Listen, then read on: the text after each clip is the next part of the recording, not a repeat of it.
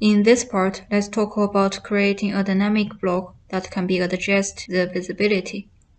For example, select this dynamic block and click the parameter grip. A list appears. Select any one of them. You can see the block displays differently. I'm going to double-click this dynamic block and click OK to open the block editor. Delete the parameter. And then let's figure out how to set the visibility of a dynamic block.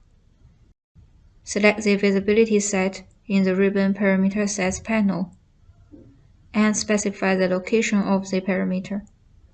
You will notice that there is an exclamation mark next to the action symbol, which means the visibility state settings are not finished. So let's double-click this mark. The visibility state dialog box pops up. Rename this state as Table 1. OK. Next, click Visibility State command in the ribbon. Create a new state, name it as Table 2, and select Show all existing objects in the new state option. OK. Click Make Invisible command in the ribbon visibility panel. Window select the objects, press Enter, and select Current to hide for current state. Next, click Visibility State command in the ribbon again, create a new state, and name it as Table 3.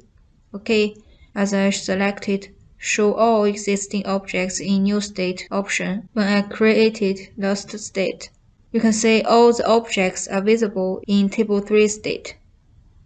Then click again and make Invisible command in the ribbon. Select Objects, press Enter, and select Current to hide for current state. OK, close the block editor. Yes. Now we can adjust the visibility of a dynamic block easily.